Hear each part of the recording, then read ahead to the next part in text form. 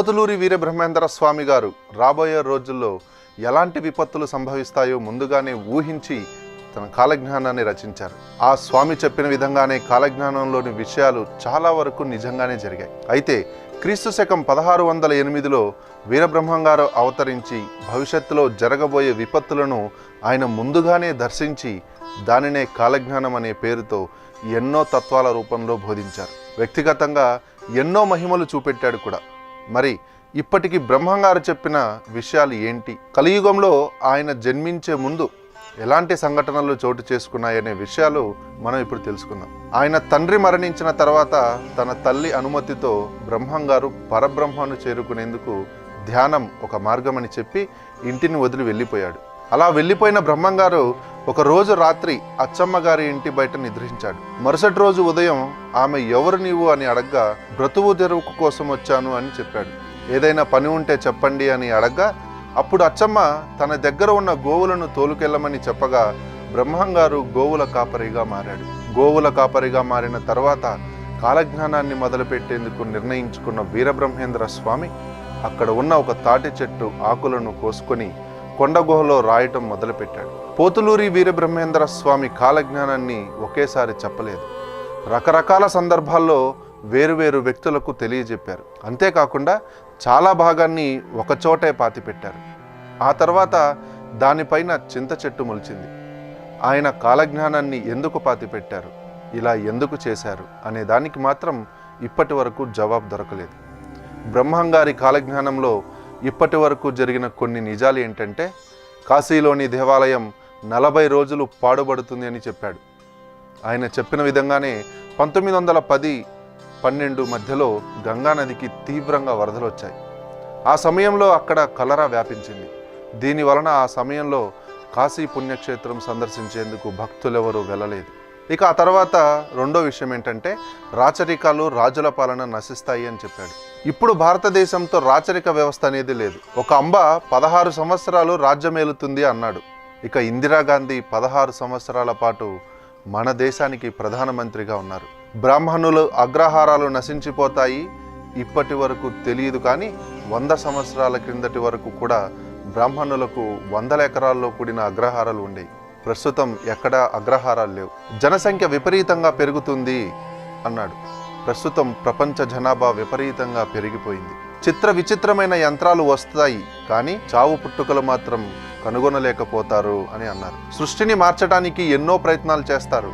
చనిపోయిన వారిని బతికించే యంత్రం, మనుషుల్ని పుట్టించే యంత్రాన్ని ఇప్పటి వరకు కనుక్కోలేదు. రావణ కాష్టము కల్లోలము చెలరేగి దేశాన్ని అల్లకల్లోల పట్టెను. రావణుని దేశం అంటే శ్రీలంక. శ్రీలంకలో తమిళులు శ్రీలంక వాసుల మధ్య జాతి కలహాలు మొదలయ్యాయి. నీళ్లతో దీపాలను వెలిగిస్తారు అని చెప్పాడు. ప్రస్తుతం నీటి నుండే విద్యుత్ వస్తుంది. ఈ హైడ్రో ఎలక్ట్రిసిటీ గురించి 100 ఏళ్ల కిందటే బ్రహ్మంగారు చెప్పడం జరిగింది. గట్టివాడైన పొట్టివాడొకడు దేశాన్ని పాలిస్తాడు అని అన్నారు. ఇప్పటి వరకు దేశాన్ని పాలించిన ప్రధానులలో పొట్టివాడైన లాల్ బహదూర్ శాస్త్రి సమర్థవంతమైన పాలనను అందించారని చెప్పుకోవచ్చు. కపట యోగులు విపరీతంగా పెరిగిపోతారు అని అన్నారు. ఆయన చెప్పినట్టుగానే ప్రస్తుతం దొంగ బాబాలు ఎక్కువగా ప్రజలని మోసం చేస్తున్నారు. వేశ్యల వల్ల ప్రజలు భయంకర రోగాలకు గురవుతారు అని అన్నారు. వావి వరుసలు లేకుండా మనుషులు మృగాల్లా ప్రవర్తిస్తారు అన్నారు. ప్రస్తుతం ప్రపంచాన్ని గడగడలాడిస్తున్న ఎయిడ్స్ వ్యాధికి మందే లేదు. ఈ వ్యాధి వచ్చిన వారు మరణించక తప్పదు. అక్రమ సంబంధాలు ఇటీవల విపరీతంగా పెరిగి హత్యలకు దారితీస్తున్నాయి. విదేశీయులు వచ్చి భారతదేశాన్ని పరిపాలిస్తారని చెప్పాడు బ్రహ్మంగారు. ఆయన చెప్పినట్లే బ్రిటిష్ వారి చేతుల్లో భారతదేశంలోని ప్రజలు చాలా సంవత్సరాలు బానిసలుగా బ్రతికారు. ఇది ఇలా ఉంటే ఇప్పటి వరకు జరగనివి, రాబోయే రోజుల్లో జరిగే వాటి గురించి బ్రహ్మంగారు కాలజ్ఞానంలో ఏమని ఉందంటే, కృష్ణానది కనకదుర్గమ్మ వారి ముక్కు పుడకను అంటుకుంటుంది అని, ఒకవేళ జలప్రలయం ఏర్పడి లేదా భూకంపం వచ్చి నాగార్జున సాగర్ డ్యాం బీటలు పడి అలాంటి విపత్తే జరిగితే కృష్ణానది ఇంద్రకీలాద్రిని తాకే ప్రమాదం ఉంది అని చెప్పాడు. వేల సంవత్సరాల తర్వాత కాశీలో గంగ కనిపించకుండా మాయమైపోతుందని, దీనిపైన భిన్న వాదనలు కూడా ఉన్నాయి అని చెప్పనన్నారు. చెన్నకేశ్వర స్వామి మహిమలు నాశనం అయిపోతాయి, ఇంకా కృష్ణానది మధ్య ఒక బంగారు రథం పుడుతుంది, దాన్ని చూసిన వారికి ఆ కాంతి వల్ల కనులు కనపడకుండా గుడ్డివారు అవుతారని కూడా ఉంది. పర్వతానికి ఒక ముసలి వస్తుంది, అది 8 రోజులు ఉండి బ్రహ్మరాంబ గుడిలో దూకి మేకపోతు వలె అరచి మాయమైపోతుంది అని చెప్పాడు. కలియుగాన 5000 సంవత్సరం పూర్తయ్యే కాలానికి కాశీలో గంగ కనపడదు. బెంగళూరు కామాక్షమ్మ విగ్రహం నుంచి రక్తం కారుతుంది. వేప చెట్టు నుంచి అమృతం కారుతుంది. శ్రీశైలానికి దక్షిణాన కొండల నుండి రాళ్ళు దొర్లిపడి జననష్టం జరుగుతుంది. పగిలిన రాతి ముక్కలు లేచి ఆకాశాన ఎగురుతాయని చెప్పారు. ఇక బ్రహ్మంగారి ఆయన జన్మరహస్యం గురించి మనం తెలుసుకున్నట్లయితే 5000 ఏళ్ల తర్వాత నేను శ్రీ వీరభోగ వసంతరాయల అవతారము దాల్చి మళ్ళీ జన్మిస్తాను. ఈ సంఘటన జరగటానికి ముందు అనేక విపరీత సంఘటనలు కనిపిస్తాయి. కాశీ అవతల గండకీ నదిలో సాలగ్రామములు నాట్యమాడతాయి, మనుషులతో మాట్లాడతాయని చెప్పారు.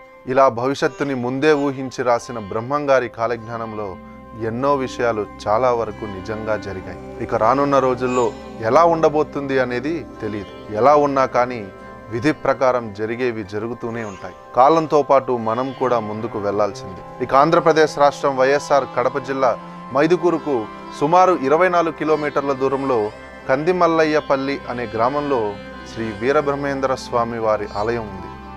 ఇది చాలా పేరుగాంచిన పురాతనమైన మఠం. అయితే శ్రీ వీరబ్రహ్మేంద్ర స్వామి వారిని విష్ణువు యొక్క అవతారంగా కొందరు భక్తులు కొలుస్తారు. ఇక క్రీస్తు శకం 1694 సంవత్సరంలో వైశాఖ శుద్ధ దశమి ఆదివారం మధ్యాహ్నం 2:30 గంటలకి శ్రీ వీరబ్రహ్మేంద్ర స్వామి వారు భక్తుల సమక్షంలో జీవ సమాధి యందు ప్రవేశించారు. ప్రతి సంవత్సరం వేలాది భక్తులు దీక్ష వహించి బ్రహ్మంగారి మఠమునకు వచ్చి శ్రీ వీరబ్రహ్మేంద్ర స్వామి వారి జీవ సమాధిని భక్తి శ్రద్ధలతో దర్శిస్తారు. పోతులూరి వీరబ్రహ్మేంద్ర స్వామి గారు రాబోయే రోజుల్లో ఎలాంటి విపత్తులు సంభవిస్తాయో ముందుగానే ఊహించి తన కాలజ్ఞానాన్ని రచించారు. ఆ స్వామి చెప్పిన విధంగానే కాలజ్ఞానంలోని విషయాలు చాలా వరకు నిజంగానే జరిగాయి. అయితే క్రీస్తు శకం 1608లో వీరబ్రహ్మంగారు అవతరించి భవిష్యత్తులో జరగబోయే విపత్తులను ఆయన ముందుగానే దర్శించి దానినే కాలజ్ఞానం అనే పేరుతో ఎన్నో తత్వాల రూపంలో బోధించారు. వ్యక్తిగతంగా ఎన్నో మహిమలు చూపెట్టాడు కూడా. మరి ఇప్పటికి బ్రహ్మంగారు చెప్పిన విషయాలు ఏంటి? కలియుగంలో ఆయన జన్మించే ముందు ఎలాంటి సంఘటనలు చోటు చేసుకున్నాయనే విషయాలు మనం ఇప్పుడు తెలుసుకుందాం. ఆయన తండ్రి మరణించిన తర్వాత తన తల్లి అనుమతితో బ్రహ్మంగారు పరబ్రహ్మను చేరుకునేందుకు ధ్యానం ఒక మార్గమని చెప్పి ఇంటిని వదిలి వెళ్ళిపోయాడు. అలా వెళ్ళిపోయిన బ్రహ్మంగారు ఒక రోజు రాత్రి అచ్చమ్మ గారి ఇంటి బయట నిద్రించాడు. మరుసటి రోజు ఉదయం ఆమె ఎవరు నీవు అని అడగ్గా బ్రతువు తెరువు కోసం వచ్చాను అని చెప్పాడు. ఏదైనా పని ఉంటే చెప్పండి అని అడగ్గా అప్పుడు అచ్చమ్మ తన దగ్గర ఉన్న గోవులను తోలుకెళ్ళమని చెప్పగా బ్రహ్మంగారు గోవుల కాపరిగా మారాడు. గోవుల కాపరిగా మారిన తర్వాత కాలజ్ఞానాన్ని మొదలుపెట్టేందుకు నిర్ణయించుకున్న వీరబ్రహ్మేంద్ర స్వామి అక్కడ ఉన్న ఒక తాటి చెట్టు ఆకులను కోసుకొని కొండగుహలో రాయటం మొదలుపెట్టాడు. పోతులూరి వీరబ్రహ్మేంద్ర స్వామి కాలజ్ఞానాన్ని ఒకేసారి చెప్పలేదు. రకరకాల సందర్భాల్లో వేరువేరు వ్యక్తులకు తెలియజెప్పారు. అంతేకాకుండా చాలా భాగాన్ని ఒకచోటే పాతిపెట్టారు. ఆ తర్వాత దానిపైన చింత చెట్టు మొలిచింది. ఆయన కాలజ్ఞానాన్ని ఎందుకు పాతిపెట్టారు, ఇలా ఎందుకు చేశారు అనే దానికి మాత్రం ఇప్పటి వరకు జవాబు దొరకలేదు. బ్రహ్మంగారి కాలజ్ఞానంలో ఇప్పటి వరకు జరిగిన కొన్ని నిజాలు ఏంటంటే, కాశీలోని దేవాలయం 40 రోజులు పాడుబడుతుంది అని చెప్పాడు. ఆయన చెప్పిన విధంగానే 1910-12 మధ్యలో గంగానదికి తీవ్రంగా వరదలు వచ్చాయి. ఆ సమయంలో అక్కడ కలరా వ్యాపించింది. దీనివలన ఆ సమయంలో కాశీ పుణ్యక్షేత్రం సందర్శించేందుకు భక్తులెవరూ వెళ్ళలేదు. ఇక ఆ తర్వాత రెండో విషయం ఏంటంటే, రాచరికాలు రాజుల పాలన నశిస్తాయి అని చెప్పాడు. ఇప్పుడు భారతదేశంతో రాచరిక వ్యవస్థ అనేది లేదు. ఒక అంబ 16 సంవత్సరాలు రాజ్యమేలుతుంది అన్నాడు. ఇక ఇందిరాగాంధీ 16 సంవత్సరాల పాటు మన దేశానికి ప్రధానమంత్రిగా ఉన్నారు. బ్రాహ్మణులు అగ్రహారాలు నశించిపోతాయి ఇప్పటి వరకు తెలియదు, కానీ 100 సంవత్సరాల క్రిందటి వరకు కూడా బ్రాహ్మణులకు 100 ఎకరాల్లో కూడిన అగ్రహారాలు ఉండేవి. ప్రస్తుతం ఎక్కడా అగ్రహారాలు లేవు. జనసంఖ్య విపరీతంగా పెరుగుతుంది అన్నాడు. ప్రస్తుతం ప్రపంచ జనాభా విపరీతంగా పెరిగిపోయింది. చిత్ర విచిత్రమైన యంత్రాలు వస్తాయి, కానీ చావు పుట్టుకలు మాత్రం కనుగొనలేకపోతారు అని అన్నారు. సృష్టిని మార్చడానికి ఎన్నో ప్రయత్నాలు చేస్తారు. చనిపోయిన వారిని బతికించే యంత్రం, మనుషుల్ని పుట్టించే యంత్రాన్ని ఇప్పటి వరకు కనుక్కోలేదు. రావణ కాష్టము కల్లోలము చెలరేగి దేశాన్ని అల్లకల్లోల పట్టెను రావణుని దేశం అంటే శ్రీలంక. శ్రీలంకలో తమిళులు శ్రీలంక వాసుల మధ్య జాతి కలహాలు మొదలయ్యాయి. నీళ్లతో దీపాలను వెలిగిస్తారు అని చెప్పాడు. ప్రస్తుతం నీటి నుండే విద్యుత్ వస్తుంది. ఈ హైడ్రో ఎలక్ట్రిసిటీ గురించి 100 ఏళ్ల కిందటే బ్రహ్మంగారు చెప్పడం జరిగింది. గట్టివాడైన పొట్టివాడొకడు దేశాన్ని పాలిస్తాడు అని అన్నారు. ఇప్పటి వరకు దేశాన్ని పాలించిన ప్రధానులలో పొట్టివాడైన లాల్ బహదూర్ శాస్త్రి సమర్థవంతమైన పాలనను అందించారని చెప్పుకోవచ్చు. కపట యోగులు విపరీతంగా పెరిగిపోతారు అని అన్నారు. ఆయన చెప్పినట్టుగానే ప్రస్తుతం దొంగ బాబాలు ఎక్కువగా ప్రజలని మోసం చేస్తున్నారు. వేశ్యల వల్ల ప్రజలు భయంకర రోగాలకు గురవుతారు అని అన్నారు. వావి వరుసలు లేకుండా మనుషులు మృగాల్లా ప్రవర్తిస్తారు అన్నారు. ప్రస్తుతం ప్రపంచాన్ని గడగడలాడిస్తున్న ఎయిడ్స్ వ్యాధికి మందే లేదు. ఈ వ్యాధి వచ్చిన వారు మరణించక తప్పదు. అక్రమ సంబంధాలు ఇటీవల విపరీతంగా పెరిగి హత్యలకు దారితీస్తున్నాయి. విదేశీయులు వచ్చి భారతదేశాన్ని పరిపాలిస్తారని చెప్పాడు బ్రహ్మంగారు. ఆయన చెప్పినట్లే బ్రిటిష్ వారి చేతుల్లో భారతదేశంలోని ప్రజలు చాలా సంవత్సరాలు బానిసలుగా బ్రతికారు.